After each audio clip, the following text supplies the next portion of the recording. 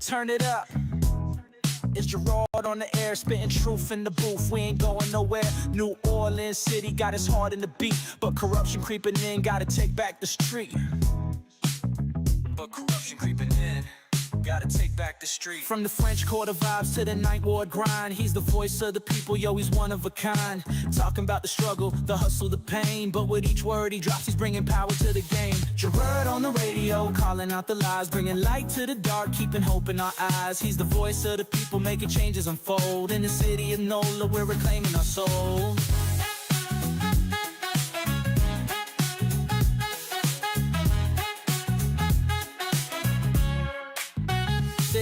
Try to silence the truth, but he's loud and clear. From the bayou to the block, everyone can hear. Got the people united, it's a movement, no doubt. With his mic in hand, he's breaking all the clout. City eat the official scheming, yeah, they playing it slick. But Gerod's on the line and he's ready to kick. For the schools and the streets, he's fighting the fight. With a heart full of passion, he's igniting the night. Gerod on the radio, calling out the lies, bringing light to the dark, keeping hope in our eyes. He's the voice of the people, making changes unfold. In the city of NOLA, we're reclaiming our soul. From the jazz in the streets to the gumbo pot, he's the pulse of the city, giving all he's got.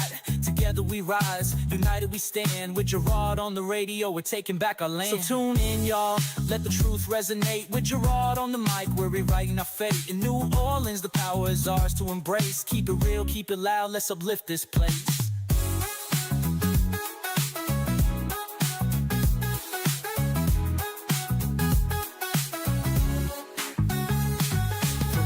In the streets to the gumbo pot, he's the pulse of the city, giving all he's got. Together we rise, united we stand. With Gerod on the radio, we're taking back our land. So tune in, y'all, let the truth resonate. With Gerod on the mic, we're rewriting our fate. In New Orleans, the power is ours to embrace. Keep it real, keep it loud, let's uplift this place. Gerod on the radio, calling out the lies, bringing light to the dark, keeping hope in our eyes. He's the voice of the people, making changes unfold. In the city of NOLA, we're reclaiming our soul.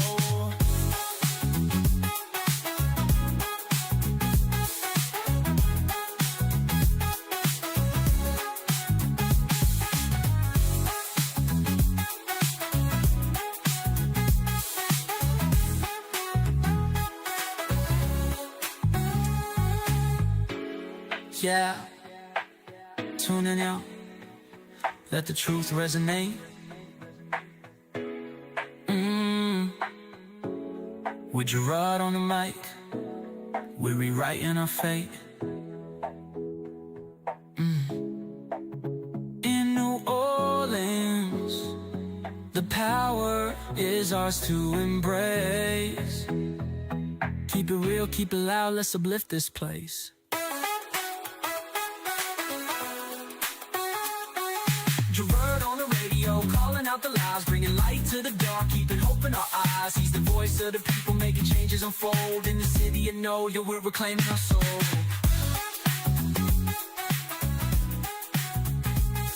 Yeah, let the truth resonate. With Gerod on the mic, we're rewriting our fate. In New Orleans, the power is ours to embrace. Keep it loud, let's uplift this place. Yeah. Yeah. You're not hyped yet. Come on, bruh. Don't just fall asleep on me over there. Good Lord. No. Oh, man. That's the hypest song. It's just hype. In your world. It's hype. Not in my the world of Gerod. It's hype. It's just hype. What's going on, good people? Welcome to, what's the day, Thursday? Yup. We got a surprise today. What's that? Huh? What we got? What we have? What's the surprise? The attorney is coming today. Oh. You just couldn't stay away from us, huh? Well, let me tell you why she's coming today. She's coming today because she's not going to make it tomorrow. So I just left her office. And she said, oh, I can come today. I'm like, come on. Come on, Eduardo. She coming. Come on. Feeling like Michael Jackson up in here. Ee-hee. Mm-hmm. From the dictionary of Michael Jackson. Come on. She coming. So she on her way. She'll be here in just a bit. I hope everybody's having a good Thursday. Look, I need everybody to take this serious. This weather this weekend is not going to be no joke. Yup. You did you put money on it that it's going to snow? No, I ain't put money on it. I just said that. No. You put some money on it. No, I ain't put money on it. Yeah, you did. No, I didn't. I said I think it's gonna snow. I think it's gonna be like last year. They say, "Oh, we're gonna get light dusted," and we got the blizzard. So this time they're saying we're gonna get rain, but I think that sucker's gonna fool them because all of them are saying what I think. They're not saying definite. They're saying what I think. This is, in my opinion, okay. That doesn't mean that it means you don't know what's happening either. So you think it's gonna snow? I think it's gonna fake everybody out in snow, and if it You know doesn't, what? Wasn't yesterday like the anniversary? That was the 1 year anniversary of the last. Yes, it was snow the we had? anniversary. And I said last year, I think this is going to end up being a regular kind of event now. The way the weather is, I think it's going to end up being a regular kind of event. I don't think it's going to snow. I don't even think it's going to get down here. I think it's going to be cold as hell. Oh, without a doubt, it's going to be cold as hell. But I don't think it's going to get down here. Because Monday they're talking about wind chills down in the teens. I'm like, oh, that's cold. Yeah, it's going to be cold. Get your firewood ready. It's going to be cold. So I guess I start off my conversation by telling folks, watch out, because I know the last time we had a real big cold front that came down here, we had more fires than I've seen in New Orleans in a mighty long time. So house fires, not paying attention. And then the other part that seems to be really detrimental to us here is the fact that people like to get, generators and heaters and stuff of that sort that's going to create carbon monoxide. And for the love of God, don't. And then we don't want to hear about the people that, went to sleep at one time at night and then didn't wake up the next morning because you got carbon monoxide poisoning and it killed you. That's heartbreaking to us. That's very heartbreaking. It's heartbreaking to anybody, but I'm just saying. So that's what I wanted to start off with because it's going to be cold. Oh, and people. Huh? Please do not try to hook up your generator into your electrical I can't box. hear you. I'm not saying, my monitor. Oh, your monitor. Can you hear me now? Yeah. Can you hear me now? Mm-hmm. Okay. I'm saying, people, please do not try to hook up your generators into your electrical boxes outside. It is not meant for that. It is not going to power everything, and it's not meant for that. That is guaranteed fire right there. I used to do electrical work, so I know about this stuff. Well, I mean, so you got to warn people because yeah, I did it before. Yeah, because I would actually you remember when I was with Chantel down in LaPlace. Yeah. When she got hit by that, that storm and had all that flooding down. I remember that. Her house got torn up. So they didn't have any power after that. But when we went back to clean it up and stuff, we ran the generator. But we ran the generator by just plugging it into the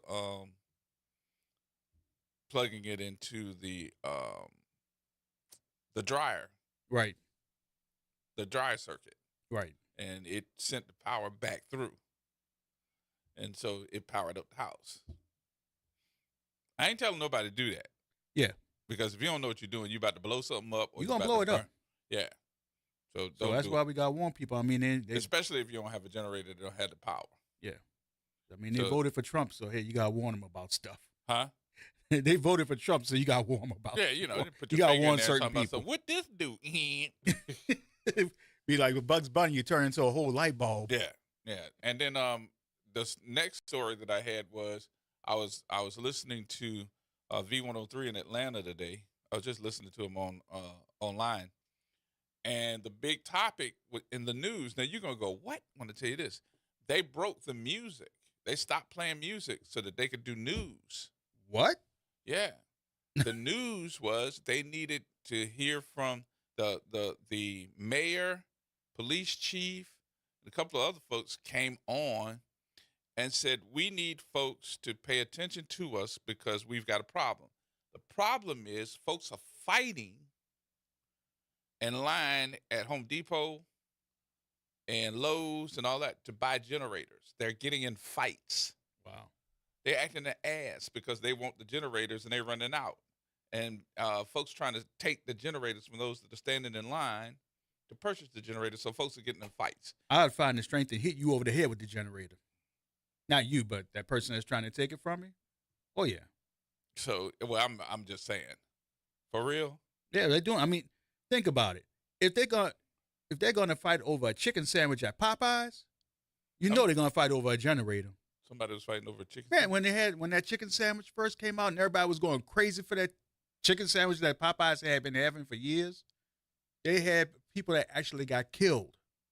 Oh. Somebody actually killed somebody over a damn chicken sandwich. Yes, sandwich. Mm. You can't understand it. Oh, I'm sorry. Look who's talking. It's not funny. It really is not. Because I know how you are about your food. Don't be messing with my food. Don't be messing with my chicken sandwich. Just like when the boy brought that pulled pork in here. Don't touch it. Oh, bro. But that, no, I ain't gonna lie, it was good as hell. I don't want that. I don't want this. Blah, blah. You gonna save me a little bit? What? I ain't say I ain't like pulled pork now. I don't want to. You gonna save me a little bit? What? No, your boy who brought it said, make sure you get some. Yeah, he gonna say that. Yeah, he He's did. Just a nice guy. Mm-hmm. He's really But it was nice good guy. as hell. Huh? It was good, but like, you know. let me go back to just, LA. It was hella good. I told him, I just said, next time make you some yourself. Yeah, I appreciate it, man. What you brought me, I was like, oh my God. Yeah, I just have to watch eating all that pork. Yeah, that was a whole Because the biggest thing with me is high blood pressure. high blood pressure and the cholesterol. Yeah. So, what you think about your president? Your president Ain't my president. Yeah, he your No, president. he's not. Mm-mm. Don't. He is your president. Nope. And he went and talked to all the folks as they talked about Iceland, not Greenland. That was ridiculous. Iceland. Yeah. He doesn't even know where he is. And I'm sitting back and saying to myself, and he passed the cognitive test? I bet they had to sew his name in his underwear with the day so he knows what day to wear them on. Well, speaking of underwear, there's a big story that is circulating about him on Fox News today, saying he did an interview and he ended up having to go to the bathroom and pooed on himself. Ain't nothing new. I know. I just destroyed somebody's dinner, but I'm thinking about it. And I'm like, wait a minute, let me find the story. But that is what's circulating. He was doing an interview on Fox News. I thought he wore Depends. Huh? I thought that he wore Depends. Not like we trick. I didn't check. That's what they crack on him about wearing Depends all the time. They crack on him about a whole bunch of stuff. I'm pulling it up right now. I bet they're gold plated. Huh? I bet they're gold plated. He likes everything gold. But it's saying that in Yahoo News, I'm really serious. I know a lot of folks are like, oh my God. On YouTube, it's saying he dumped on himself. I'm like, we don't have a whole bunch of real news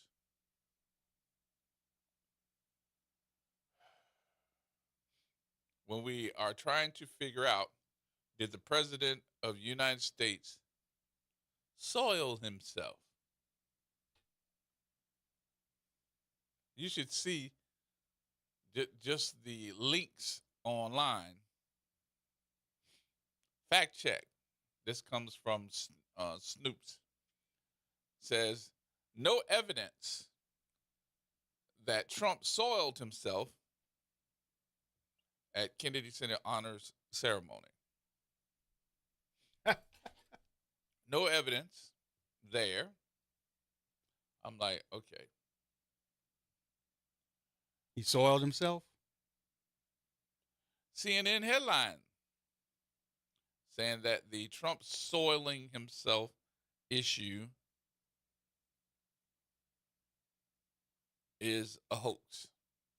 I don't believe that. I believe he did. Therefore, this goes out to him. Said that this is an embarrassing incident. That's Doodoo Brown. You think it ain't? Oh, shit. Oh boy. Wait a minute. Here's one word that I know that Everybody people on the floor just understand. pause. Ready? Somebody You in know the what the middle word just is? move. What? Get The on word is- down to the groove. Brown, What is it again? the brand new brother in town. Let me cut this off before we get knocked off of Yeah, you're Facebook. gonna get knocked off there.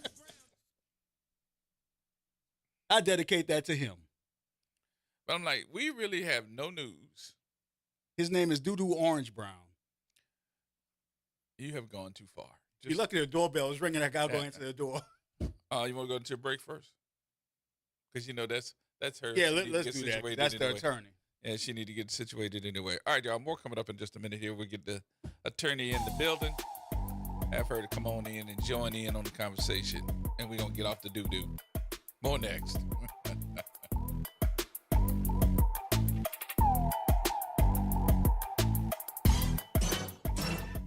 Hey, this is D. Riley from the 90s Hits R&B Jams. Make sure you listen to WBOK 1230 AM every Saturday night from 7 until 9 p.m. I'll be giving you the best R&B jams from the 90s. That's right, all your favorites and more. With me, D. Riley, your host of the 90s Hits, right here on WBOK 1230 AM, or listen online at WBOK1230.com. WBOK, the station you listen to longer. Meet Leanna, a part-time chef and full-time mom.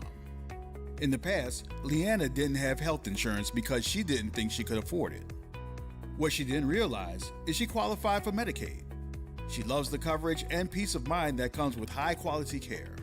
The kind of care you get with Healthy Blue. This is Medicaid, and it's for more people than you think. Maybe even you.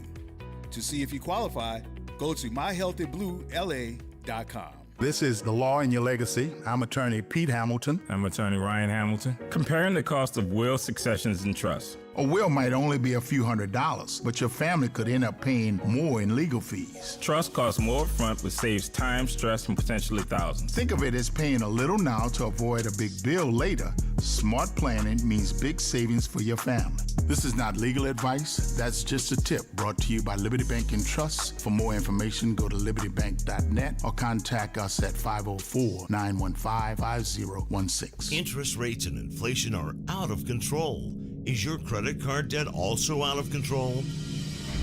It's time to resolve your debt and take back control for a lot less than what you owe. If you have $10,000 or more in credit card debt, then you need to call us right now. Debt Fix Pros can significantly reduce the amount you owe, and you could be debt-free faster than you think. I knew we had to do something. Our debt was growing. It was getting out of control, and we just didn't know what to do. We saw an ad for Debt Fix Pros. We called, and they showed us how fast they could get us out of debt. It really was amazing, and now we're back in control. Call now, and we'll show you how easy it is to fix your debt. The call and consultation are free. Call Debt Fix Pros right now at 800-311-5977. That's 800-311-5977. 800-311-5977. Making a difference in the community. WBOK 1230 AM. Here we go. The reality check on WBOK 1230 AM. All right, folks, welcome back. Welcome back. It's Thursday. It is Thursday. It is not Friday. It is Thursday. But they might be confused. They confused. I need to make sure we get them unconfused because the attorney is in the building. I am here today on a Thursday. What? I know. What? You trying to get out the cold weather tomorrow? Well, no, I have plans tomorrow. See, your show has been pushed to 4 to 6 p.m. And all of the Mardi Gras balls begin at 7 and 8 p.m. And so, you know, I can't be here. I'm wearing my tux tomorrow. You should wear your tux here because you won't be able to wear it anywhere else. You don't want to touch my remark, bro? Touch your what? Remark. I thought you said I don't want to touch. I can't hear you. We can't hear you. Oh, You sound like you're in a hole. That's these mics. What you said now? You don't want to touch my remark that I screamed out What was it? when you said that she's been moved. We've been moved to 4 to 6, and I said we're still not on FM. And we're still not on FM. Exactly. Mm-hmm. Number one show on WBOK, but not on FM. I don't know. It makes no business sense to me, but okay.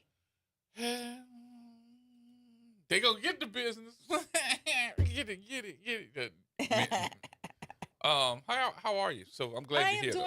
I'm doing well. Very busy week. Very busy. Because I can honestly say this: we be busy.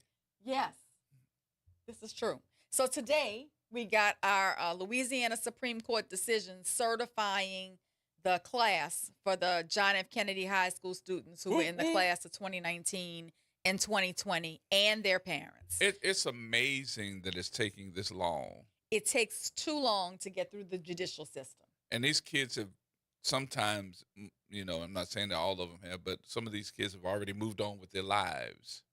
And for those who don't know what you're talking about, that there was a problem with graduation, in 2019? In 2019. And it wasn't the kids' fault. No, it was not. The kids processed down the stage. They were told they were graduating, only to learn after the ceremony that 80% of the class was not eligible for graduation. Due to no fault of their own, due to negligence on the part of teachers and administrators at John F. Kennedy High School, who either intentionally changed the grades or didn't give the students the state-mandated curriculum to make them eligible to graduate. Mm-hmm. And that impacted the class of 2019 and the class of 2020. Some of them had to go back and repeat 12th grade. Some of them had to repeat the year. Some of them lost scholarships and opportunities. So, we brought a class action on their behalf. It was certified by Judge Huda Barrett over a year ago, and it's taken a year to work its way through the appellate system, where it has now been affirmed by the Louisiana Supreme Court unanimously. Mm-hmm. And I know that more than likely your opponent is like kicking rocks now. Oh, kicking rocks and screaming at the wall. Mm-hmm. Mm-hmm. So, because she has been, I don't want to say anything that's fighting them tooth and nail. Yeah. Every step along the way. So, look, congratulations to the students and the parents. I want to thank them for standing firm for what they believed in, and standing firm to prove that they were wronged. And this is a good day for them. And this is Kennedy. This is Kennedy. Exactly. And you would think, just because of the media, all the different technical outputs that we have here, you would think that this would be like breaking news. And, I want to make sure that we're very clear. This is not the charter operator in the current administration at Kennedy. They're doing a great job, okay? This is the former charter administration called New Beginning Schools Foundation and their administration. This has nothing to do with the current status of Kennedy and who's running it. They're doing a great job. But we wanted to restore the dignity to the school and the credibility of the school by bringing the case, and I think that we have. Well, I know there's more to come. I know you're going to be working hard, and congratulations to those students because they've been through it. They have been through it. They have been through it. But speaking of going through it, it might sound like I'm getting ready to take the side of Helena Moreno today. Oh, let me hear it. Let me hear it. Because, we do try to deliver the news in an even-handed fashion. So go ahead and tell us. Even-handed. So go ahead and tell us what's going on. Louisiana Governor Jeff Landry is on social media today blasting Helena Moreno and the New Orleans City Council for agreeing to pay a settlement of $2.5 million to a man that spent 39 years in prison for murder. And evidently, it was one that he didn't do, but said the Orleans Parish District Attorney's Office asked the court to vacate the conviction after he learned prosecutors who worked the case decades ago failed to turn over evidence to the defense. The man is Raymond Flanks, then filed a federal civil rights lawsuit against the district attorney's office, which a judge dismissed following the city's approval of the settlement. So, in other words, for those who don't understand that part, he filed a lawsuit, a federal lawsuit. Then when Jason Williams said, okay, cool, we're going to do a settlement, here's what we got, 2.5, they dismissed the lawsuit because they agreed to pay $2.5 million. Your governor comes up and says, I can't believe y'all are doing this.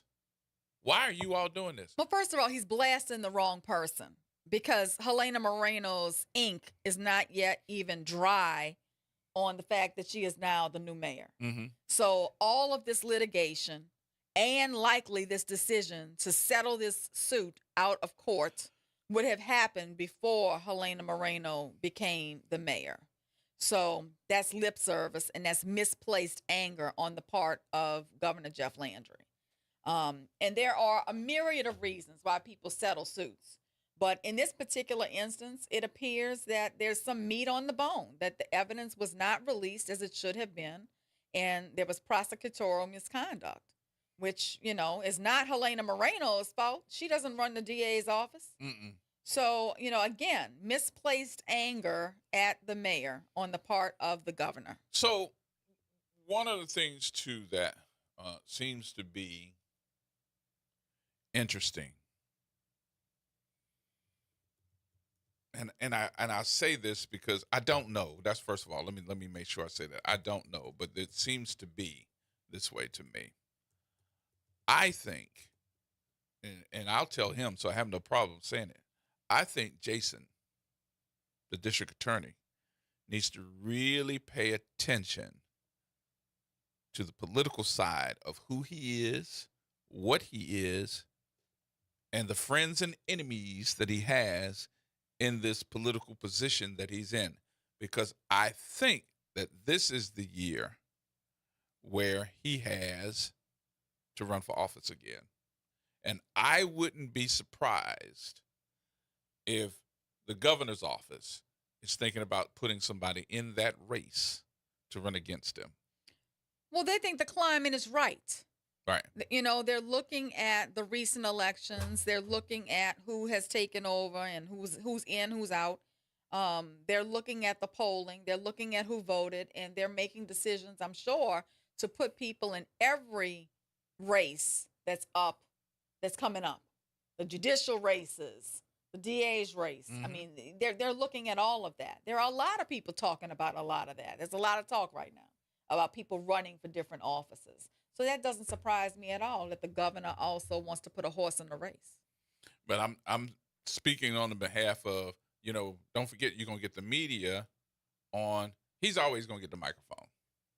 Oh, yeah. He's always going to get the mic. I'm talking about the governor. Yeah, he's always going to get the microphone. Definitely. This is just January, and you done already started with somebody that's just, number one, haven't been in the office, 25 days yet. Mm-hmm. And you're also talking about the district attorney where that they got somebody that they want to run in that race. They got a problem with him. Canizero is right there beside you with Merrill. Right, exactly. Look, they want to run Canizero's daughter. Yep. There's no secret as to who they want to run. They've been putting her front and center the entire time Landry ran. That's the play. Yep. The play is to try to put Canizero's daughter in Jason's spot. And I hope Jason is seeing the writing on the wall because everybody else is. Right. I mean, but that's my whole point. I hope he's paying attention to it. I don't think that he's scared or nothing, but I hope that he has, his ducks in a row, or at least getting them in a row until that time comes. Yeah, I'm sure that I bet you if you went on the Secretary of State's website, she probably already has a war chest building. Mm-hmm. Not yet, though. I think that will be March. When they'll let that know. When they'll be letting everybody know that she's going to run. And it's just like, what's her name? Titlow, who's going to run against Cassidy, because Cassidy has not been the favorite of Donald Trump. Right. So Titlow is now with the favor of Donald Trump, endorsing her to run against Cassidy, which I thought was interesting because he's not in the right position with Donald Trump. A lot of that camp is starting to turn on one another. Yep. You're seeing a lot of the Republicans starting to have infighting in D.C. on various issues, including like the release of the Epstein files and things like that. So I think you're going to see a lot of infighting among Republicans, and some of them trying to look less MAGA as the elections come up, because they're in jeopardy of losing their seats. And MAGA is going away. It's losing favor. Yep. One of the things too that came up that made me go, man, we got to talk about this one. So I brought it up yesterday, And I said I wanted to get your opinion on it, so I was going to bring it up tomorrow. But knowing that you're not going to be here tomorrow, let me get you while you're here, because folks have started calling in talking about this, and it is the Ten Commandments again. Yeah, I did see the ACLU's attorney Uh-huh. blasting Yeah.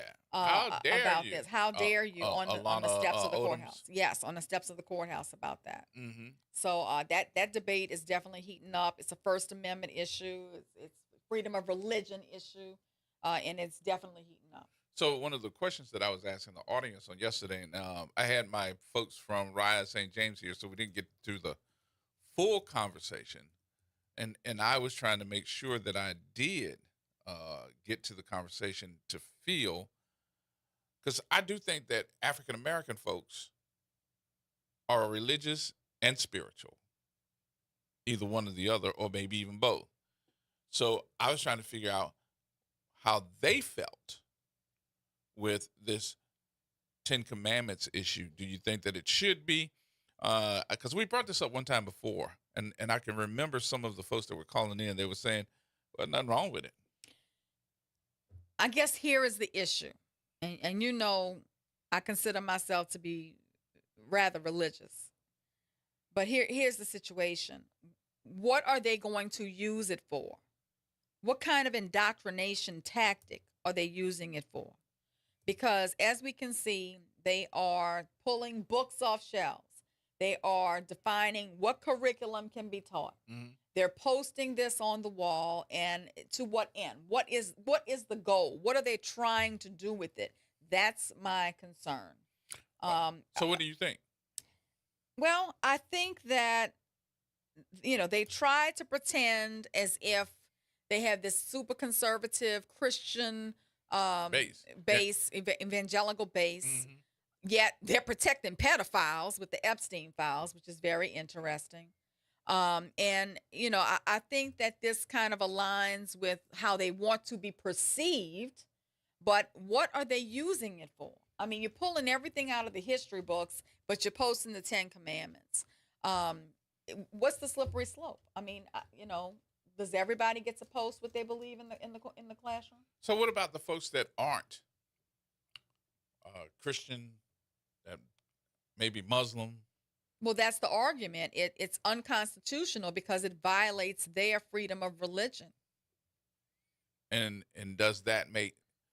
I can remember we talking to Jazz, and Jazz said, you know, if you really wanted to take care of this issue, then they should have what they call the spiritual room or something of that sort, where everybody can have that. You can put the Ten Commandments in there. You can put the Quran in there. You can put the Jewish faith in there. You can put everything that you want in that one room, and then you don't have a problem. Well, the issue is this is the third time this has been in court. Right. This is not a new issue, and it's likely the last stop before the nation's highest court. Mm-hmm. At its core, this is really not a debate about faith.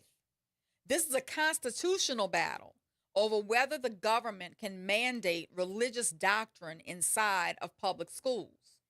The law, as it's written, requires all K through 12 public schools and public colleges to display the Ten Commandments in classrooms. Supporters of the law argue that the law promotes moral values and historical foundations of Western law, quote unquote. Critics argue that it violates the First Amendment, which prohibits the government from, quote unquote, establishing religion or coercing religious participation. So this case was brought by a multi-faith group of Louisiana families, including Christians, Jews, Muslims, and non-religious parents, who say the law forces a specific religious doctrine on their children. So where the case stands is a federal district judge already ruled the law unconstitutional and issued a preliminary injunction blocking its enforcement. And then a 3-judge panel on the Fifth Circuit agreed, calling the law, quote unquote, plainly unconstitutional. But Louisiana asked for and got a full court rehearing, meaning all active judges will now weigh in. And that alone signals that this case is being positioned to go to the U.S. Supreme Court for review. So, you know, 2 major changes could shape the outcome. First, the entire Fifth Circuit is hearing this case, and the Fifth Circuit now is stacked With conservative yeah. federal Court of Appeals judges, okay? The most conservative in the nation. 12 out of 17 of the Fifth Circuit's judges were appointed by Republicans. 6 were appointed directly by President Trump. Right. Okay? That ideological makeup dramatically changes what the outcome could be this time it's heard. This court is far more receptive to religious liberty arguments, conservative legal interpretations, and redefining the church-state separation. Second, Texas is now a part of this case. Oh, Lord. Louisiana's case has been consolidated with a similar challenge in Texas, meaning this is no longer just about Louisiana. This is now a regional constitutional battle, shaping policy across the South and setting up a national precedent. So, I just want to be very clear. This case is about how far conservative lawmakers can go in reintroducing religion into public education. But isn't the law still, or Constitution still says that we have to have a separation of church and state? They're willing to redo that. I really think that what they want is a constitutional convention where they rewrite the Constitution of America. And I really gotta be careful what you're asking for. I think that's what they're going to do. And I really think that they're going to remove the separation of church and state. I don't think they want that anymore. I think they want to call America a Christian evangelical country. And I think that's part of the movement to remove anyone who they don't think fits that definition of Christian evangelical. In other words, all black people. Oh, all black people they want you gone. All Hispanic people. They want the Catholics gone. They want the Jews gone. They only want white evangelical people. They ain't going to get it. That's their strategy. So, that's why conservative activists are pushing this now. This strategy is intentional. It's trying to get to the U.S. Supreme Court. And this is the most conservative U.S. Supreme Court in generations that has shown a willingness to roll back long-standing precedents and civil rights. It's weakened separation of church and state in prior rulings. So this is just a part of trying to get them to reverse it all the way. So, this case is a larger national strategy to reframe the First Amendment, to reinsert religion into government spaces, and to challenge decades of constitutional doctrine. But there was a reason why we had decades of constitutional doctrine. There's a reason why. And it sounds like that we're forgetting why we had those reasons. Or we're trying to rewrite something and forget why we had those They reasons. want a new constitution. They want a new America. They've been very plain about what they want. Very direct. They need to open their eyes and stop boots on the ground. Stop worrying about the next line dance. Worry about what's going on, because you won't have a ground to put the boots on. Exactly. Yeah. Here comes Project 2026, not 2025, 2026. All right, y'all, we'll take a break here. We'll come back with more and take some of your telephone calls. 504-582-9422. More coming up next.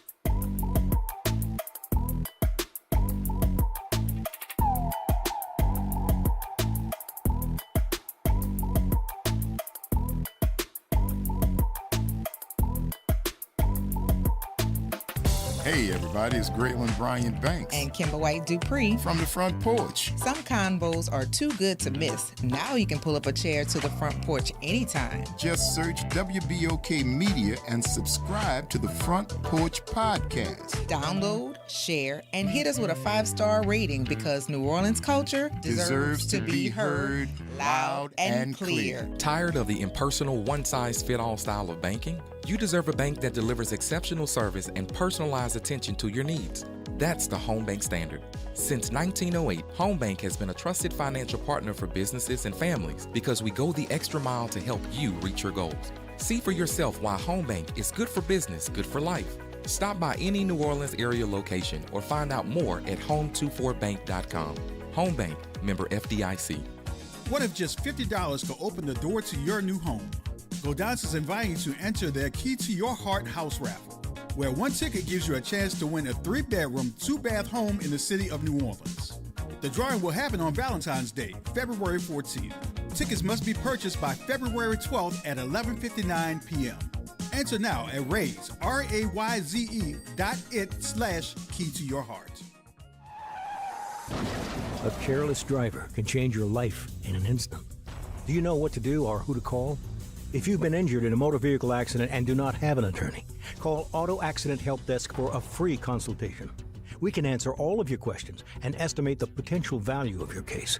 Call Auto Accident Help Desk and connect with an expert personal injury attorney.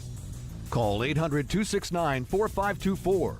800-269-4524. Don't worry how to handle your medical bills, lost wages, and pain. We will get you the money you deserve. They got me way more than the insurance company offered. The consultation is free, and you do not pay any legal fees unless we win or settle your case. Make the smart call. If you've been injured in an auto accident, call Auto Accident Help Desk for a free legal consultation. Call 800-269-4524. 800-269-4524. 800-269-4524. Interest rates and inflation are out of control. Is your credit card debt also out of control? It's time to resolve your debt and take back control for a lot less than what you owe. If you have $10,000 or more in credit card debt, then you need to call us right now. Debt Fix Pros can significantly reduce the amount you owe, and you could be debt-free faster than you think. I knew we had to do something. Our debt was growing. It was getting out of control, and we just didn't know what to do. We saw an ad for Debt Fix Pros. We called, and they showed us how fast they could get us out of debt. It really was amazing, and now we're back in control. Call now, and we'll show you how easy it is to fix your debt. The call and consultation are free. Call Debt Fix Pros right now at 800-311-5977. That's 800-311-5977. 800-311-5977. WBOK online at WBOK1230.com. Here we go. The reality check on WBOK 1230 AM. All right, folks, right back at you. That's what we do. We get right back at you. I know you're looking at the Facebook page and saying, hold up. Is it Friday? Is it Friday? No, yay. It's Thursday. And yay, she's here. The attorney is in the building on Thursday, y'all. It is Suzette Bagnaris. What you doing here on a Thursday? I'm here on a Thursday because tomorrow night is the Young Men Illinois Club's 100th Mardi Gras cotillion. Okay. And so I will be there celebrating the debutantes and the queen. I went. You have been before. I have been before. Exactly. Didn't understand until I got there. And then after I left, I said, okay, I understand what this is all about because I got a chance to see. That was my first time. It's a great experience. And it's free to the public, by the way. Anyone can attend. It's at the convention center. Mm-hmm. It begins at 7 p.m. Attire is formal, and it is open to the public. People it need really to see. Is something They to really see. do need to see them because you're talking about the young ladies that are. This is their coming out. It is their debut, exactly. Their debut. And the men, I give hats off. As a matter of fact, one of the men is your husband. Yes. My husband's been a Emil. long-standing member. They make sure that these young ladies are treated like queens. Absolutely. You know, for 100 years, the Young Men Illinois Club has stood as a pillar of tradition, excellence, civic leadership in New Orleans. Mm-hmm. It was founded in 1926, and YMI has shaped generations of men and families through commitment to service, scholarship, mentorship, and cultural preservation. And as a matter of fact, there's going to be a huge exhibit down at the Presbyterian honoring the Young Men Illinois Club on their 100th anniversary. It's more than a social club. You know, they present the debutante program. They give educational scholarships. They're involved in civic and community engagement. You know, and they really are a pillar of New Orleans community. So Emil does the escort of young lady. He escorts one of the Debs, exactly. I'm trying to think. I think the Deb he's escorting this year is actually from Georgia. Oh, really? Mm-hmm. Oh, wow. And I'm trying to think. Singleton, Damon, is one of those young men. Damon is a member. He's a member. Exactly. And he does escorts. I'm trying to think who else. I think they have 57 members now. The club is really really? It's growing. grown. It's grown tremendously. And 3 of my daughters have reigned as queen. Mhm. And Do my you know what they have to do granddaughter- to do the escort? What do they have to do? Well, they have to be a member. To escort one of the Debs, they do have to be a member. Okay. But there are opportunities to join every year. Mhm. They hold a smoker every year, and people can join every year. Any girl can participate. They just submit their application to be a Deb. There are princesses who are age 7 through 13. Oh, they're so There are cute. pages that are 4 to 6.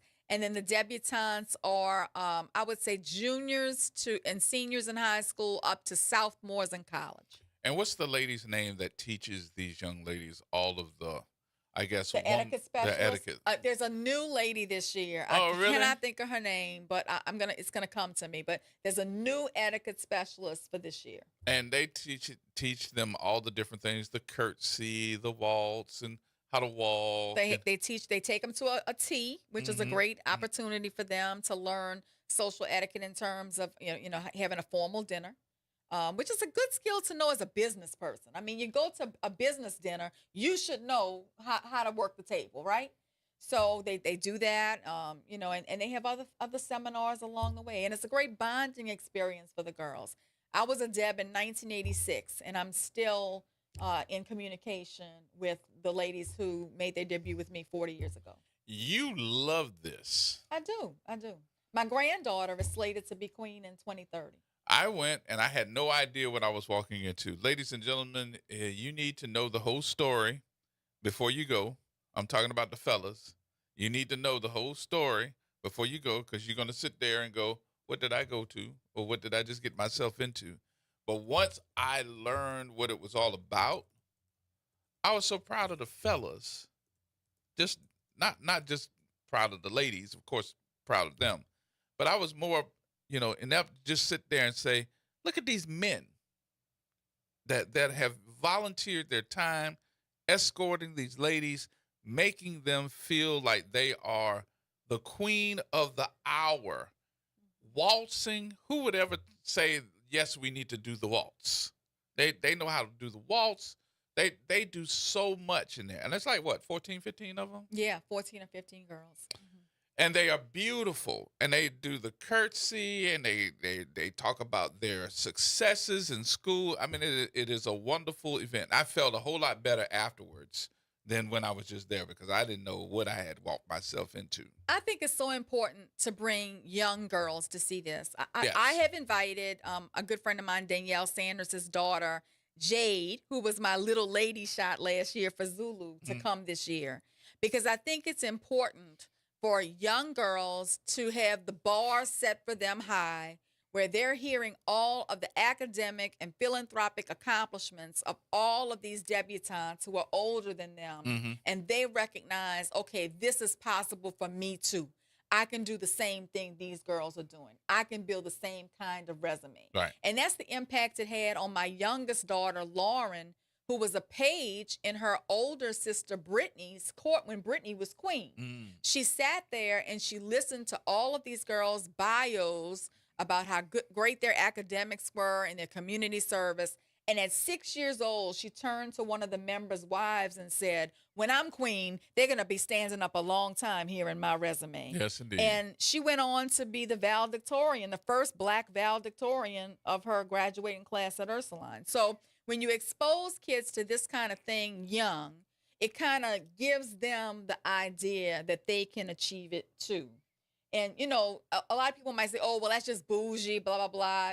But you need to understand how it came about. In 1926, during an era of segregation, exclusion, and limited opportunity, young Black women in New Orleans were systemically denied access to the formal social traditions and debutante presentations afforded by white debutante organizations. So the ceremonies were not merely social events, they were gateways to visibility, respectability, confidence, cultural legitimacy, and future opportunity. So, recognizing this injustice, a visionary group of black men came together to create first the original Illinois Club, which happens to be Pullman Porters from Illinois. And then the Young Illinois Club stemmed off from that, built on a radical belief that black girls deserve the same dignity, elegance, recognition, and ceremonial rites of passage as any other young women in society. So their mission is to create a platform where black girls can be seen, celebrated, honored, and elevated. So, you know, I'm With all elegance. for yes, and I'm all for the experience, whether you do it with YMI, the original, or you do it with St. Mary's or AKA or Delta or whoever you do it with, Zulu. I think it's a great opportunity for young black girls to be seen, celebrated, honored, elevated, and treated like the queens that they are. All right, Sister V.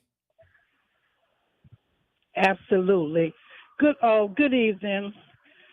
Sister Becknaris, you might be a little younger than I, but Lynn Macon Academy, had you ever heard of it? I had not. Okay, well, Lynn Macon Academy, I'm 75, and it was around Circle Food Store, all up in the 7th Ward area. And we learned how to curtsy, we learned the table settings and all of that. And our treat was at 16 and 17 to go to dine at Dookie Chase. And we still do that with the Debs today. We take them to Dookie Chase for dinner. And so, you know, I'm so glad that you brought that up, and I know it's an education for Mr. Gerard as well. Yeah. But I'm so glad that you brought that up, and much success in the new year in your business, and I love you, Gerard. Thank you, my dear. I appreciate you much, and Happy New Year. I didn't get a chance to say it to you earlier, so okay. We glad you're with us. Thank you, Miss V. You're welcome. All righty, bye-bye. All right, y'all, we'll take the break here. News is next, and we'll come right back.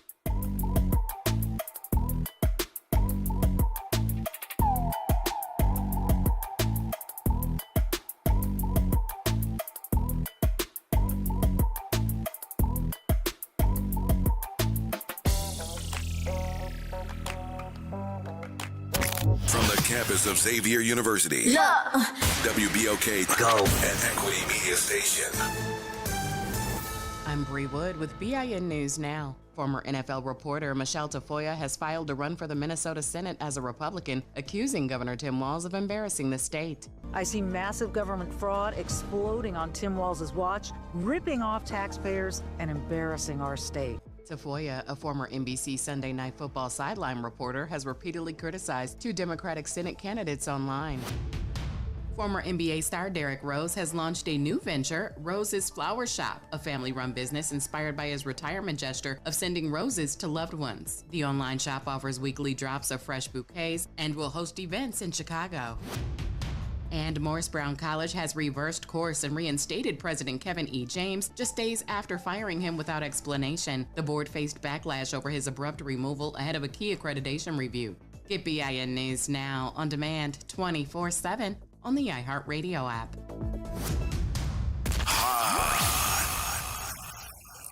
Here we go. The reality check on WBOK 1230 AM. All right, folks, welcome back.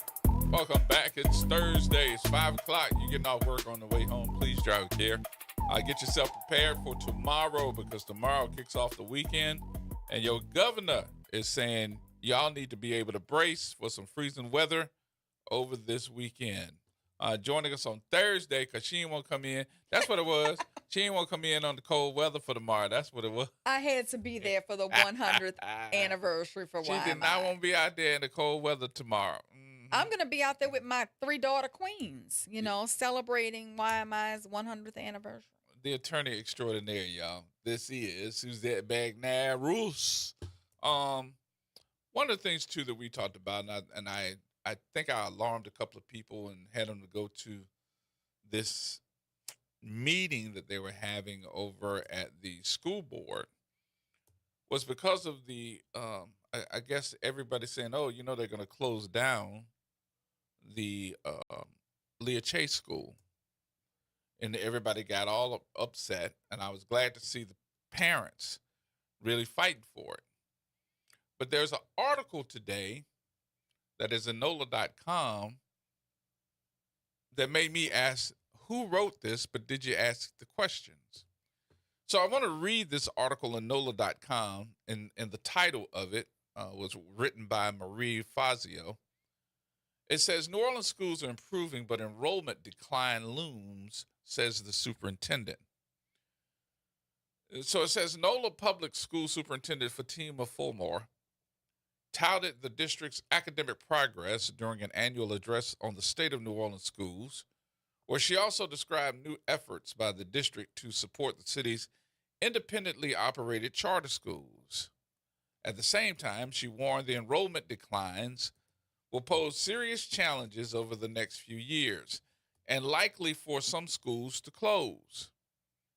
Now, I want to go back to that line because it says the declines will pose serious challenges over the next few years. All right, let's stick that right there. In a wide-ranging remark Wednesday afternoon, Fulmore described the district's recent academic success, including a B rating from the state, the district's highest mark under the current accountability system, and improvements for students with disabilities, that is, and those learning English. About 65% of New Orleans schools are A or B rated, up from half in 2024. And the district's performance score from the state has risen 9.6 points since 2022. This is what breaks the cycle of general poverty, she said during her speech of school leaders, school board members, and district staff at the Cannery, an event space in Mid-City. It opens doors to careers in higher education, and it strengthens our economy and our families. Now, anybody can read this article. It's in NOLA.com. I will say to you, please go and check it out, because I don't have a whole bunch of time to really do that, because, of course, we're going to see and tout that our schools are doing a whole lot better, yada, yada, yada, yada. But I wanted you to hear one part of this that says enrollment declines will pose serious challenges over the next few years and likely force some schools to close. It made me go back to the Leah Chase School, which opened last year, and it is not a charter school, but it is a school that is supposedly run directly by the school board. And the school board member who is in charge of that district said they had to close that school because it wasn't receiving passing grades. But we've had in our school districts under these charter schools for several years, schools that aren't in good standing as far as their ratings are concerned, as far as the letter rating is concerned, but they still operated. So it makes me ask the question, and I think I'm in my right to do so. How come these schools, because it's stated here that we have serious challenges and some of these schools will have to close, but the part of this sentence that asked me to ask this question is that they get a chance to operate, and if they are going to close, it's over the next few years. Mm-hmm. Leah Chase has been open for 1 year. They want an all-charter district. All okay, right, let's be very plain about thanks what for coming. I appreciate everybody for listening. Let's be very plain about what they want. That's what they've always wanted since Katrina. That's why they took our schools right after Katrina. You know, they're commending Inspire NOLA, collegiate academies, Einstein charter networks for their programs that support students, and, you know, they're touting their, you know, how well they're doing. And they are doing well, and I'm happy for them, right, that they're doing well. I know a lot of the people who run those schools, and they do a great job, and they work very hard. But let's talk about this. A B rating from the state is great. 65% of schools rated A or B. Good job. Nearly a 10-point district-wide improvement in just 2 years. I love it. I'm applauding it. And that's real progress, and that deserves recognition. I'm sure students, teachers, administrators, and families have worked very hard through COVID recovery, economic instability, teacher shortages, trauma, and generational inequity to move the needle. All that's great. But let's talk about the part of the schools have low enrollment, and this is why we need to close. Mm-hmm. That's what they need to focus on. Why is the enrollment declining? This just isn't a school issue. This is a quality of life issue in the city of New Orleans. Families are leaving, housing is unaffordable, wages are stagnant and not increasing with the cost of living, infrastructure is broken, public safety is fragile, we've had a ton of corruption in our politics, and if families can't afford to live here and give their kids great quality of life, they cannot raise children here, they can't envision opportunity here, they're going to leave. Right. Now, add on to that kids are afraid to go to school because ICE is camping out in front of the school. And when families leave, students leave, and when kids are scared to go to school, enrollment declines. So that means that schools close. So before you come here pointing fingers and saying you need to close these public schools because they have low enrollment, maybe you need to think about why the enrollment is low and address the issues that's causing the low enrollment. Now, with that said, the school administrators would tell you that they get their funding through the number of kids that have seats. Right. School funding depends on butts and seats. I get that. But you can't have a butt in the seat when they can't go to school because ICE is outside. Okay. Or we've seen the enrollment process go along with what's happening in the city itself, people moving away. Yeah, people are moving away. They can't afford to live here. It costs a fortune to rent in the city of New Orleans. Right. Let alone to try to own a home here and pay property taxes here. You know, and it's just very sad that the wages are not increasing, you know, with the cost of living. So yes, people are moving where they think they have greater opportunity. But school closures don't just affect children, they destabilize an entire neighborhood. They reduce walkability. They eliminate jobs. They remove community anchors. They weaken an already fragile community. So yes, while academic gains are commendable, and while they're talking about the disappearing families in New Orleans, they're not going to be able to remedy that unless they address the other issues that I mentioned, which are the causes of why they don't have the butts in the seats. And that's a good argument, but I don't think that that's coming up at these school board meetings. No, because they're focusing on, hey, we don't have these kids in here. We need to shut it down. Right. But think about, you need to focus on why you don't have the kids there. Okay? I mean, a parent is not going to continue to not be able to make ends meet. You know, they're going to move to where they have greater opportunity. And I see a ton of people on social media moving to Houston, moving to Dallas. You know, they're moving to these places where they think they can build a better life for their children. I see them moving to the North Shore. They're moving to the North Shore. I mean, they're moving. So we need to start addressing the issues that I mentioned, you know, why these families are leaving, and then we can stabilize these schools. And I think, too, that conversation, which you just brought up, has not been had. It has not been had. On purpose.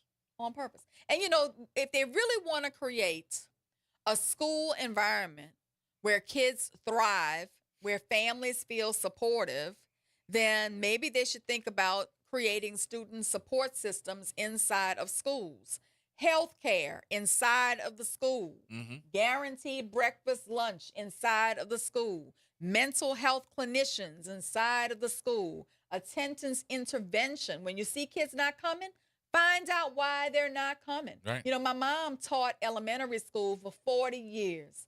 I remember being in the car with her when she would go knock on a mom's door for a kid who had not been to school for a few days to check on him. Why is Tommy not in school? Okay? We need to get back to that. They doing it in Atlanta. Teachers are afraid to go knock on some of these doors because they think they're going to get blown away. Let me tell you, in Atlanta, if your kid don't show up for school. I got a friend of mine, her grandson had skipped school. When's the last time you saw a truancy officer in Right, New Orleans? in New Orleans. Right. Okay, so we need to look at attendance intervention, special education coordination, language access for immigrant families. You know, kids should feel safe going to school. You know, so until we start providing a holistic atmosphere for children and families to thrive, we're going to continue to see flight to other cities and our school system weakened, which means our neighborhoods are going to be weakened. But we've seen an influx of schools that are Catholic based. I haven't heard that they're going down in enrollment because they've already been through this. Well, a lot of Catholic schools are struggling. You know, my alma mater, Ursuline Academy, is struggling. You know, our enrollment is down. It has been decreasing over the last 10 years to the point that people are sending their kids to Ursuline for elementary school, but they're not sending them there for high school. Okay. So that's the problem. And when these schools don't have enrollment, they either have two choices. They can increase the tuition, which makes it harder for parents to afford it, or they shut the school down. You know, so, you know, we've got to start thinking about the root causes of some of these situations that we find ourselves in. If you had to think about that root cause, I'm going to put that on your shoulders for a minute. If you think about the root cause, which I think you outlined very well, then we need to sit down and say, how do we turn that around? What do we do to bring these kids back? Well, a child who is hungry, sick, traumatized, undocumented, disabled, or housing insecure is gonna have a hard time reaching academic potential. So we need to make sure that our kids are well fed, that they have health care in the school, And counselors remember, in the school. we tried taking away $70 million worth of food from the kids in school. Making them food insecure. You know, that's a part of success. When I'm worried about where I'm getting my next meal from, okay, when I can't get the proper medication that I need, when I'm suffering from trauma at home or in my community, when I'm worried because I am or members of my family are undocumented, when there's someone with a disability who's not getting served in the home, or when they're housing insecure, it's going to be very difficult for a child to focus on academics. I didn't understand how big it was that these kids were not getting fed until one of the teachers told me one day. She just pulled me to the side and she said, I need you to understand something. I said, what is that? She said, I have kids that I teach that will show up an hour early for class just so that they can get breakfast. I was like, okay.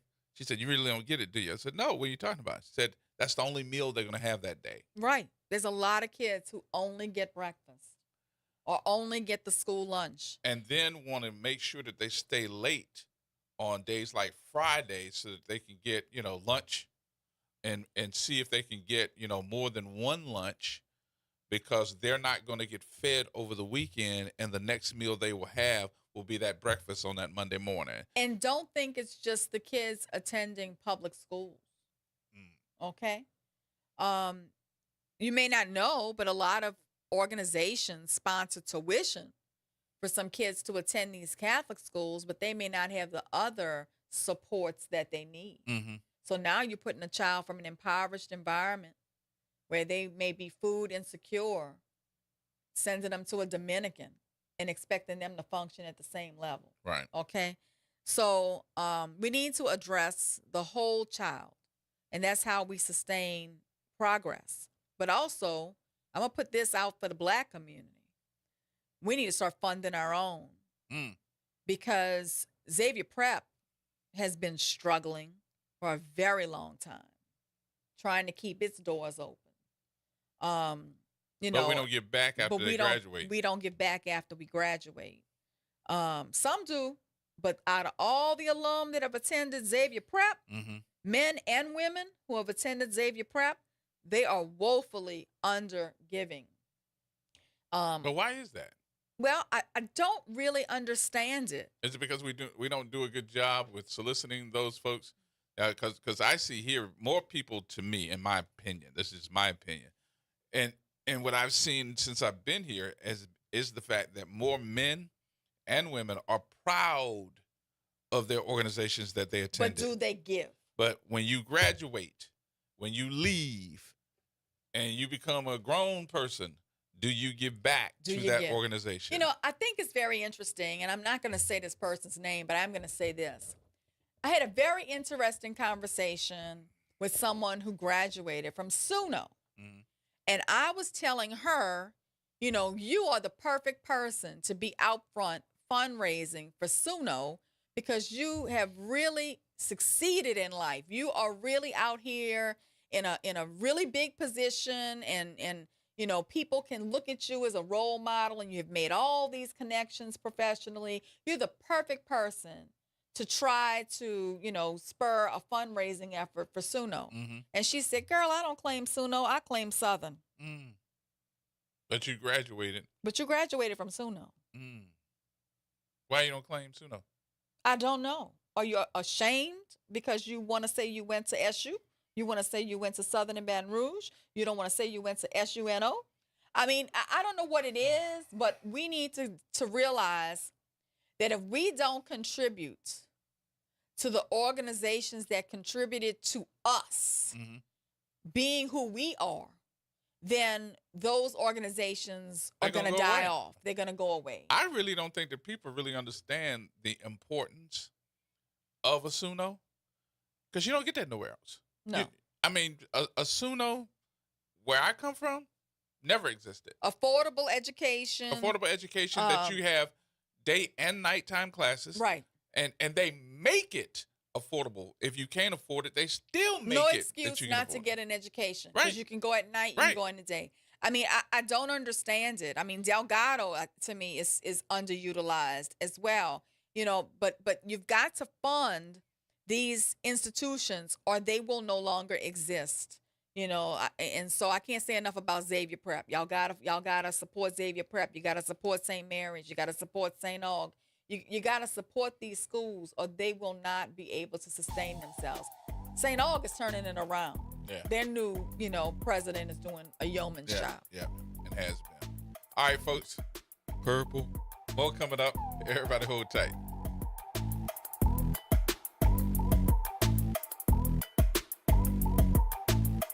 This is the Bloomberg Black Business Beat, brought to you by FidelityWealthManagement.com.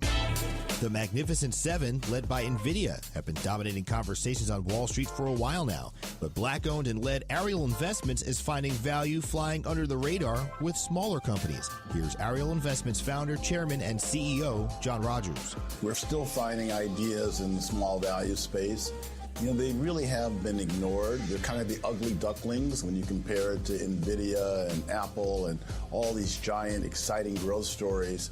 You know, the little mundane businesses that we've invested in for 42 years just seem particularly orphaned these days. So we're seeing great ideas and excited to be doing the research. I think there's real opportunity for small value. Ariel Investments, John Rogers speaking to Bloomberg there. The firm's flagship Ariel Fund focuses entirely on small and mid-cap stocks. I'm Bloomberg's Justin Milliner on the Black Business Beat. Are you tired of high cable TV rates? Sign up for Dish today and get a $500 bonus offer while supplies last. Plus, lock in your price for 2 years guaranteed. Call All American Dish, your Dish authorized retailer now. 800-296-1251. 800-296-1251. That's 800-296-1251. Offers require credit qualification, 24-month commitment, early termination fee, and e-auto pay. Restrictions apply. Call for details. If Ernest Hemingway was alive today, would he say this to you? Shakespeare, Mark Twain, Edgar Allan Poe, all great writers. And after reading your book, I simply must add you to the list. Wait, you don't have a book yet. So make a free call to Page Publishing. Turn your book idea into publishing gold. 800-215-6818. 800-215-6818. That's 800-215-6818. It's Off the Top with Norman Robinson on WBOK 1230 AM. Pardon me if I'm not surprised that the state of Louisiana has put the kibosh on DEI. Governor Jeff Landry says he wants to return to the way it used to be. Hell, the way it used to be? Does that include slavery and Jim Crow laws? Landry insists his reasoning for removing the diversity, equity, and inclusion language from state civil service hiring policy is to shift the focus back to strict merit-based employment, as if there was such a thing ever. Landry and other hard right-wing Republicans are of the belief that DEI hinders true equal opportunity, favoring unqualified minorities and others over otherwise well-deserving whites. Civil rights proponents argue that DEI policies exist and are necessary because the playing field was never equal in the first place. Moreover, that removing such policies will only increase barriers for marginalized citizens attempting to gain fair access to public employment. Now, I'm old enough to remember what it was like prior to the passage of the Civil Rights Act, when African Americans were still being subjected to centuries-old systemic discrimination and exclusion that left blacks and women underrepresented in the education and job field. It's indisputable that the United States has a long history of discrimination. Affirmative action programs were created after the Civil Rights Movement to counteract such discrimination. Lest we forget, it was the Trump administration that began the nationwide attack on DEI. And now with the backlash underway to seemingly undermine the progress of African Americans and other marginalized groups, I have serious doubts about whether removing DEI programs will bode well for the marginalized. I'm equally troubled by the statement made by Trump recently, alleging that whites were treated badly by the Civil Rights Act. Let that sink in. This is Norman Robinson off the top. Hoops, Heat, The Truth, on demand. Ball Don't Lie is now live on all podcast platforms.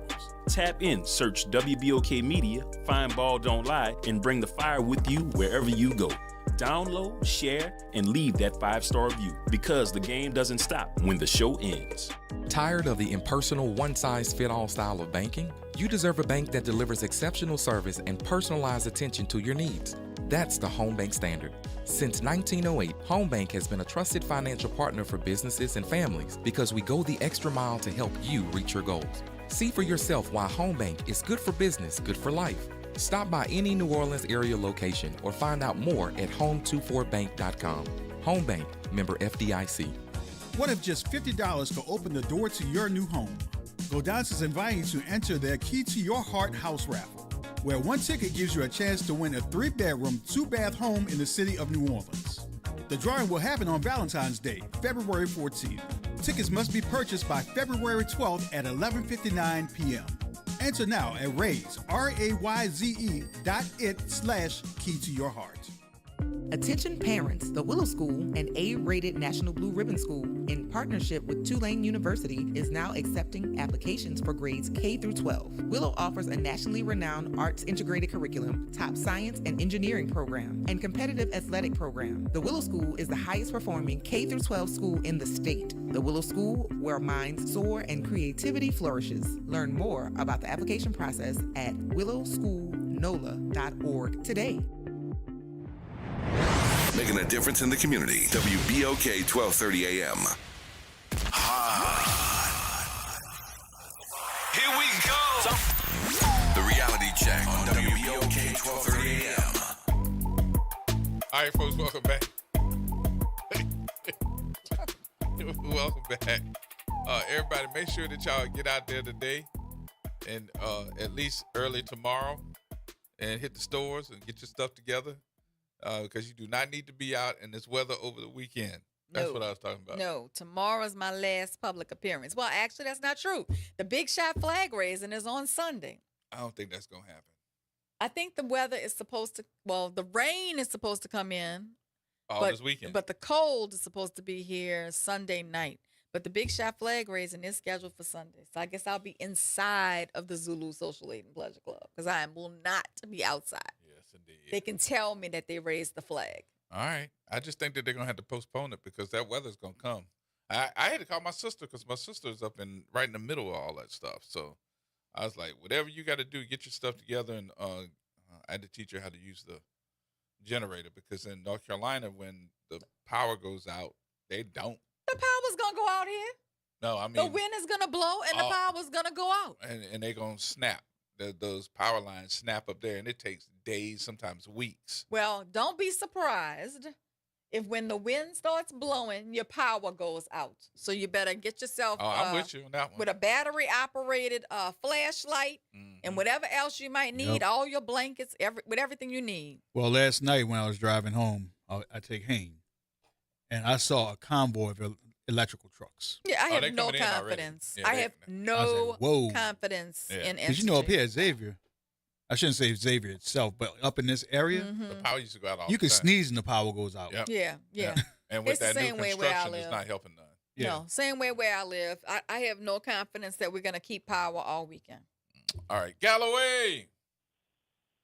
What's going on, Brother Gerod? What's happening with your big money? How you doing, Miss Counselor? I am doing well. How are you?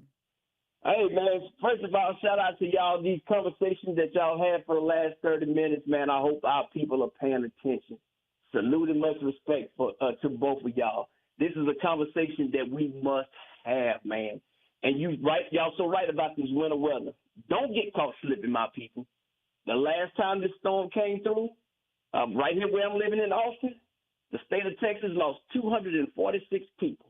Jeez. Froze to death. Jeez. Hypothermia. What's that? Carbon monoxide. So if you them folks talking about fight with generators, fight. Because I'm telling you, y'all have not lived in an area where it was 19 degrees, 0 degrees, 10 degrees. I was stuck inside with my wife for 9 days. Wow. Oh, you know what? It's not bad being stuck in one place with 9 days, but you were stuck with your wife? 9 days. We were stuck for COVID much longer than that, Gerard. All of us were stuck for COVID. I know. That's 9 days, though. 9 days with listen, we had rolling blackouts. I'm talking we'd have power for 4 hours. Power went out for 2 hours. Within those 2 hours, your pipes was busting. Folks was dying. Folks didn't understand about not having a generator inside the house. Folks didn't understand about sleeping in their cars with their heater on. It was horrible here. But hey, people gonna learn the hard way, man. Hey, if you haven't learned from the last storm, I don't know what to tell you. Because I got my case of 40s. I know I'm gonna survive. So. That's what you're surviving on. Well, look, people do need to. You drink enough of them 40s, you gonna keep getting up. You ain't gonna be able to sleep nowhere. That's the truth. You definitely will keep getting up. Well, look, people do need to insulate exposed exterior pipes, faucets, hose bibs with foam, rags, blankets. Allow your faucets to drip slowly to keep the water moving. Cover your sensitive plants with fabric or bring them in if you can. Don't cover them with plastic. That kills them, by the way. At home, open cabinet doors under sinks to allow heat to reach pipes. I didn't know that when I learned that one. Seal windows and doors with weather stripping. Bring all your pets indoors. Check on your elderly neighbors. Use space heaters safely. That's 3 to 5 feet from combustibles. Make sure you have non-perishable food, water, flashlights, batteries, and sign up for NOLA Ready alerts by texting NOLA Ready to 77295. Wait a minute, you said check on your elderly neighbors? Yeah. Hold on 1 minute. You all right? You all right? I'm just checking on you. Making sure. I'm just checking on you. All right, I'm finished. You said check on Man, Do you. y'all see what I deal with in here? Do y'all see what I deal with in here? I was just checking on my elderly neighbor. Yes, indeed. Yes, indeed. So, But Galloway, I had to ask you. You were talking about drinking 40s. Was it Oldie, King Cobra, or St. Ides? It's old English 800, sir. Yes, indeed. That's him. Yeah, that 800 keep you nice and warm. Bring the original. Bring the original. Yeah. And I got a fireplace. So I got one outside, I got one inside. The dogs, they huskies. So if it get too cold for them, they'll go by the outside fireplace. But the inside fireplace, I sit there and watch TV. And the generator, I learned from the last time, I went and bought the house generator. So when the power goes out, that house generator kicks back in. So I can't do it again, man. I've never seen nothing like it. It got so bad here, and this is no lie. It got so bad here. When you went to the grocery store, if you can get to the grocery store, they had a limit on how many chitlins you could buy. How many what? That's how chitlins. Have mercy. Buckets of chitlins. You think I'm joking? H-E-B, that's the main grocery store in Texas, said you can only buy 1 bucket of 5-gallon chitlins. I said, my goodness, we had some times, man. Well, as for me, I will be sitting by my fireplace, but I will be sitting there chitlin free. I tell you, I don't think anybody should cook. I don't think anybody should cook chitlins in the winter because you can't open the windows and get that smell. Yeah, out. I'll be chitlin free, but I will be sitting by my fireplace all weekend. Yeah, I couldn't do it, man. But you know, y'all was talking about the city of New Orleans so well, but now y'all got to riddle me this, and I hope this is not true, but I think it is. Is there a data center coming to the east? Yes. And Lilwood. So you mean to tell me much pollution, much energy, and much water as that thing uses? Who approved this, and how did it approve so fast? And it didn't go through any community conversations. What is Jason saying about this? Oh, he's upset. He's upset. Oh, so him and the gentrification man, they might have a little beat going on. Because I need to know if these data centers have, and you can read how bad they are, because you have communities throughout the United States have stopped these things from coming. Who allowed this, and is this on state land or city land that this center is coming on? City property, state property? Who owns the property where this land is coming? I think it's private property. So private property. I saw a picture of it on they had Facebook. They had it on. And it's in a residential area. It's in a residential area. Yes, it is. Yeah, y'all about to be walking around with 3-4 legs and arms and eyes coming out your head and everything else. Yeah, residents are pushing back on this project. It's supposed to be on I-10 and Reed Boulevard, which threatens neighborhoods, in that area. It's in Littlewoods. It's in Littlewoods, as a matter of fact. So it's really, going to affect those people. Yeah, and, you also talk about the families and school enrollment. I looked at the development plan for the old Navy Yard in the Bywater and then over there. When they said affordable housing, I've been calling around and asking people, what does affordable housing look like in New Orleans right now? Right. Nobody could give me an answer. Because nobody has any affordable housing in New Orleans. Yeah, you got this grandiose plan, which is going to come through by 2027, 2028. Who do you think they're going to move into that place?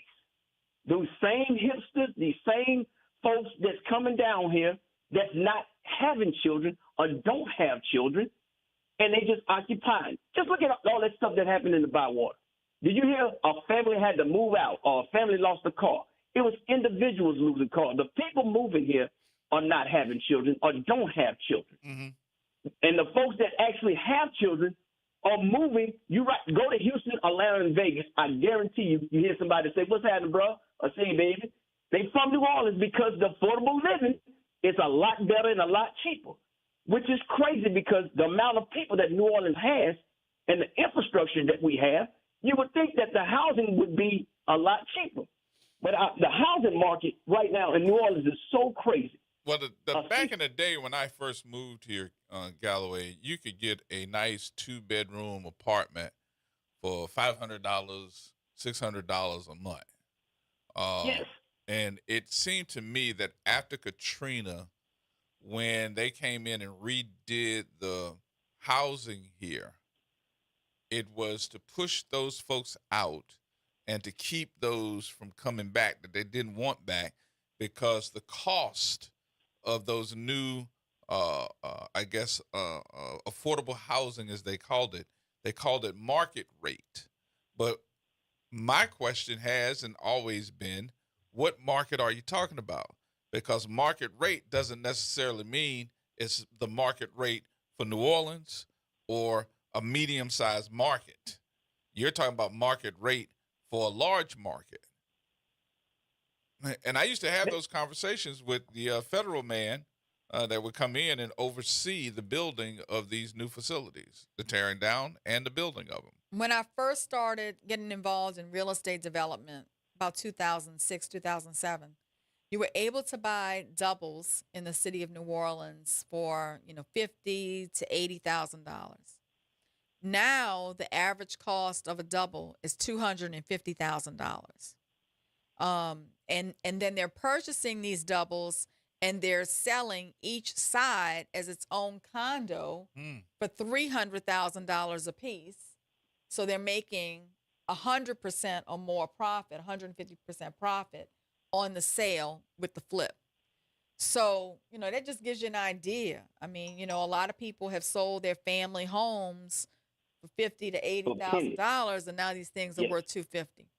And then we got to talk about the family homes that have been snatched from people because maybe somebody that didn't understand the process of making sure that your family home ended up in your name will lose them to tax sales. They were adjudicated. Failure to open successions, too. Right. And we didn't open the succession because Mama died, but she didn't do a will saying this house goes to this person. And then you got a whole family of folks fighting, but nobody want to pay the taxes on it. Right. I'm glad you said that because it's 8 of us. And I stepped up and said, I don't give a daggone who lives in here. I'm paying the taxes. But if I pay the taxes in this house, which I've been paying since my parents passed away in 98 and 99, that's how long I've been paying the taxes. And I told them, if you live here, you're going to pay light, water, gas. Ain't nobody lived in there since then. That's why I rent it out all the time. Somebody in that family, in that household, has to step up. You got to do the maintenance. You got to do the repairs. Because if not, you're going to keep having this crazy group of people come down here that's able to walk into a bank and get a loan. Look at the prices that y'all just said, $300,000. And they get these loans. I don't know how they get them, but they get them. And you will sit there and sell your home because nobody wants to step up and do the maintenance, do the repairs, pay the taxes for $50,000. Then you turn around. I'm glad you said it. $250,000, $300,000, that's chump change now in New Orleans. You can get, I think the average, 1,600 square foot home is what, $275? Yeah, I would say that's a good estimate of the going rate. Yeah, and so I keep telling folks, you got to step up, man. And I'm like, all these kids and children that we got running around here, man, make sure y'all get these kids in school. You got to. Because if not, like you said, they trying to shut these schools down. On purpose, they trying to do it. And your schools get shut down. Now you got your kids going every which way but loose to try to get to school. And then your cost of living goes up. Then you throw your hands up. And then you move out. You ain't never going to come back because you can't afford to come back. Mm-hmm. That's why I said I'm still trying to get 50 black men in 5 years to come move into New Orleans. I said I can't give up on this because they got the perfect administration right now to do whatever they want to do. Nobody's going to say anything to Helena. The city council members just going to sit there and just shake their head, and whatever she whatever they want to get done, they're going to use her to do it. You know why? Because she'll sit there and give a black person a job, give him some money, and then everybody be like, well, see, she got black people on her staff, but you're losing not only your neighborhood, you're losing your culture, and you're losing the stuff that your parents, I know in my neighborhood, I know how those people work. I'm talking from janitors, painters, any job that you could think of to keep their mortgage and to pay for them houses. I just think a lot of people are afraid of hard work. I really do. Because and I get it. The minimum wage, that's insane to me that New Orleans in Louisiana is still at $7.25. On that property that you were mentioning, the family property you're paying the taxes on, I strongly suggest that you contact a lawyer who does succession work. We don't primarily do that, but I just want to give you the heads up that the minute the parents died without a will, all of the children inherited immediately after death. So all of the children became co-owners the moment that the parents died. So because all the heirs own the property from the date of the death, all of the rental income is considered a co-owned civil fruit. So even though he paying the taxes Yes, on it, it's and still each heir is every one of them. legally entitled to their pro rata share of rent collected minus legitimate expenses like the taxes that he's paying, right? So when the succession is open, any heir can demand a full accounting from the child who collected the rents. And so that includes all the rents collected, the security deposits, the late fees, any income generated. And then you get a credit for property taxes paid, insurance, maintenance, repairs, necessary expenses, but you're going to have to show that documentation to the court. That's why it's so important that we open successions immediately. So I would just strongly suggest that you contact somebody about that, because I'd hate for you to come out on a short end when you're taking all the responsibility to keep that property in the family. Yeah, listen, Ms. Suzette, you're 100% correct. Everything you said is correct, and I've kind of been through that, but not as bad. But my family knows if you mess around with that house, I will turn it into O.J. Simpson. Boy. They know. But but you're right. You're right. And that's great legal advice, and I appreciate that. But they know, and trust me. Listen. Look, what that song say? Take me through that. Take me through that. I've been there a couple of times. And just make sure you keep all your documentation, because let me tell you, mad day comes in families. You think you got an understanding, and then mad day comes.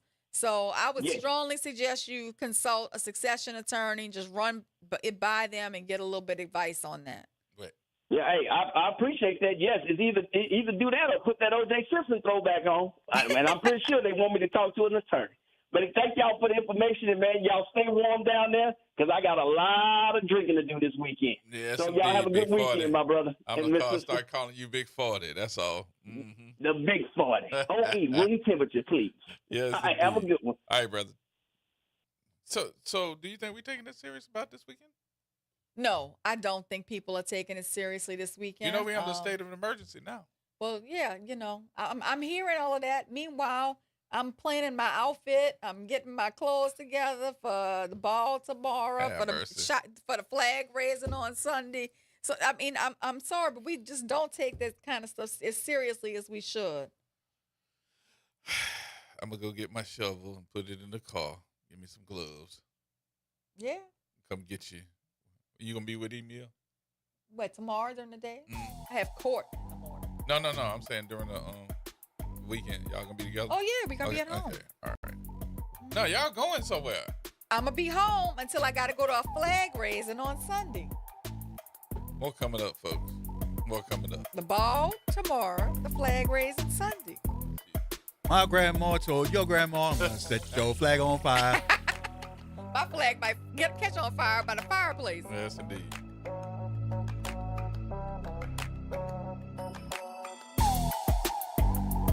AURN News. According to the Associated Press, the Trump administration has changed how federal immigration officers operate, and it could directly impact what happens at your door. The AP reports that an internal immigration and customs enforcement memo now authorizes ICE officers to force entry into someone's home without a judge's warrant, relying only on an internal administrative document to arrest people with final deportation orders. For years, immigrant communities were told, backed by the Supreme Court president, not to open the door unless agents showed a warrant signed by a judge. Administrative warrants do not carry that authority. But the memo obtained by the Associated Press through a whistleblower complaint tells officers they can break down doors if occupants refuse entry after knocking, identifying themselves, and waiting for a reasonable amount of time.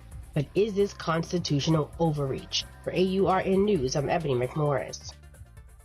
Hey everybody, it's Graylin Bryant Banks. And Kimber White Dupree. From the front porch, y'all. You know how we do. Every Monday is Moving Monday. And Tuesday is Trivia Tuesday. And y'all know we have nothing but bad cheering coming through here on Wednesday. But stick with us. On Thursday, we travel. That's right. And Friday's Free Your Mind Friday, so get your brass up. Something on your mind? Want to get it off your chest? Holla at your people. WBOK 1230 AM, the station you listen to. All day long. Meet Leanna, a part-time chef and full-time mom. In the past, Leanna didn't have health insurance because she didn't think she could afford it. What she didn't realize is she qualified for Medicaid. She loves the coverage and peace of mind that comes with high-quality care. The kind of care you get with Healthy Blue. This is Medicaid, and it's for more people than you think. Maybe even you. To see if you qualify, go to myhealthybluela.com. My wife was frying okra. She's from Mississippi, so that's her favorite thing to do. She left the burner on high, and it didn't take long to ignite. So I ran to the stove, grabbed the pot, and that's when I got burned from a grease fire. And yes, the pain was, it was bad. Oh, Blue Cross treated me great with the recovery process. On the financial side, it would be expensive without Blue Cross. And that's what I was worrying about because I was out of work for 3 months. I'm Chad. I'm from Baton Rouge, and I had Blue Cross for 10 years. I don't eat fried okra. That's the funniest story. Louisiana Blue. The right card, the right care.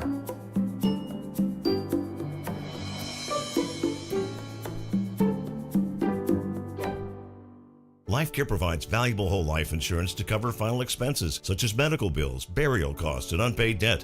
A final expense insurance policy is fast, easy, affordable life insurance that's available to anyone between the ages of 50 and 80. No medical exams, no lengthy questionnaires, and no waiting period. The application process is quick and easy. You can even apply without having to undergo a medical examination. Just answer a few questions and we'll do the rest. With the average funeral cost skyrocketing to $11,000 and Social Security only paying $255, you need simple, affordable peace of mind for you and your whole family. Don't leave behind unpaid expenses that, if left unattended, will burden your family tremendously. Benefits include a guaranteed premium that will never increase, a guaranteed cash value, and a guaranteed death benefit that can never decrease. To find out how you can get final expense insurance with a guaranteed lifetime rate lock, call LifeCare at 800-571-9955. That's 800-571-9955. 800-571-9955. From Gentilly to New Orleans East, WBOK is what New Orleans is talking about.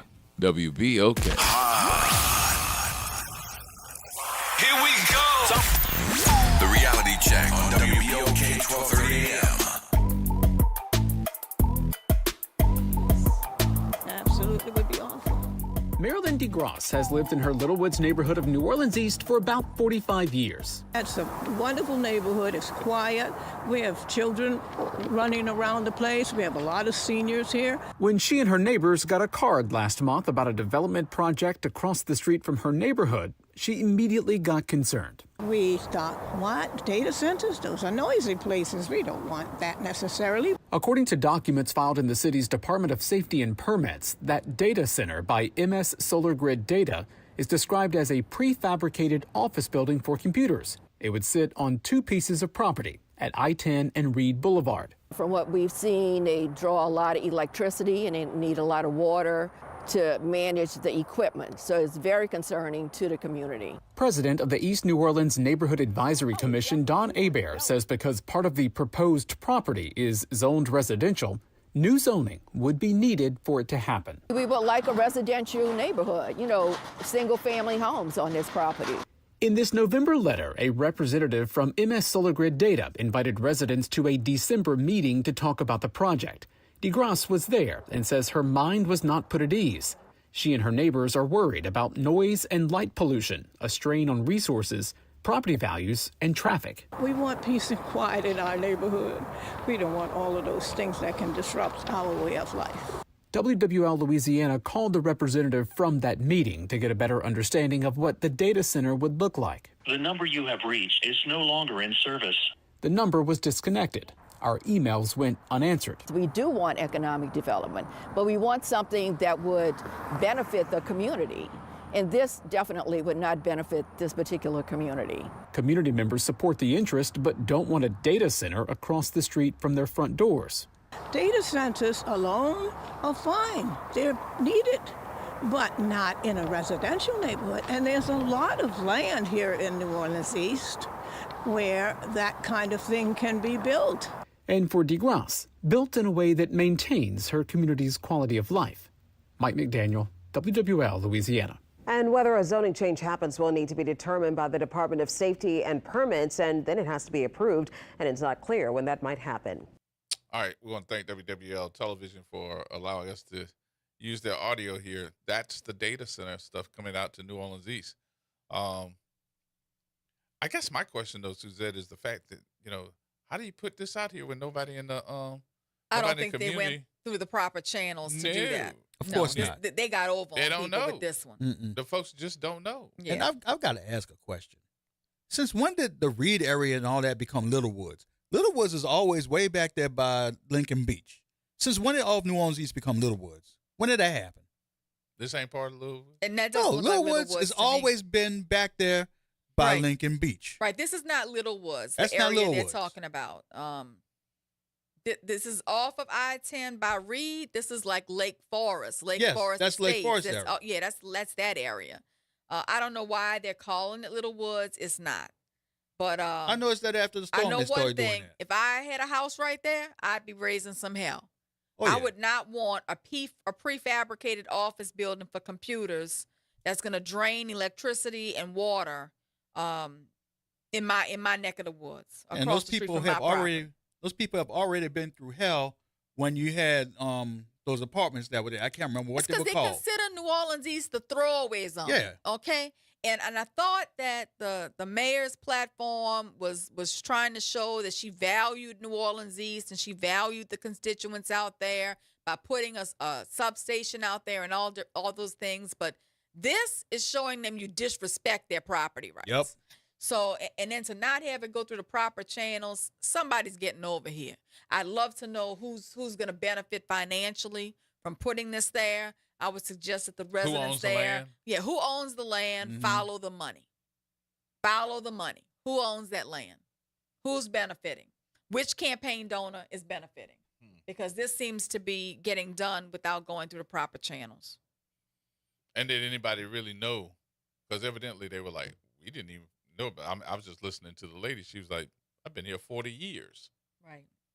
Well, normally when you're going to do something that changes zoning, you're supposed to send out letters Right. to a certain amount of neighbors, in the area. Because when we changed 'Cause all the this is zoning to do our zone- office on Jackson, we had to communicate with all the neighbors and see if anybody had an objection and give them the notice to go before the zoning board and all these different things. Because this is all zone residential. Right. It does not seem like this property went through that process. So a lot of people need to be asking questions about that development. That was just like in my neighborhood. There are townhouses that I can't stand, but we have good people there now. But after the storm, I can't remember who it was. They snuck 2 halfway houses into those apartments. I remember. And did not consult Contact with y'all. anybody in That's the not neighborhood. the way that's supposed to go. And I fought to get a crime camera put in the neighborhood because during Hurricane Zeta, whatever it was, there was a shooting at one of the halfway houses. And Corinne Villavasso called me and said, "Wick, was that shootings?" I said, "Yep, that's that townhouse over there with the halfway house." Yeah. And she said, "We're getting a camera. We got a camera put in there, and then the halfway houses got evicted." They got evicted. Yep, they're gone. Nobody's walking the streets anymore. Look, I think Yeah, that you were hot as the pistol. Ooh, how's fish grease? the neighbors in this area need to get politically active. They need to go on the assessor's website and put in the address for this property, see who owns that property and who is going to benefit from this sale. That's one of the things I would do. I think I'd send a FOIA request to the city's Zoning and Planning Commission for all documents related to this particular transaction, and then take it from there. Contact your city council member, your state rep, and handle it from there. All right, folks. That's gonna wrap things up for us on today on a Thursday. Stay warm. Stay warm. Be careful. We'll keep you updated on the weather for tomorrow. But of course, to our favorite attorney, yes indeed, Suzette Bagnaris. Thank you so much for being here as usual, but a day early. Thank you for having me. Better to be a day early than a day late. That's right. Enjoy yourself tomorrow too, y'all. Y'all be safe. We will see you on tomorrow right here at WBOK.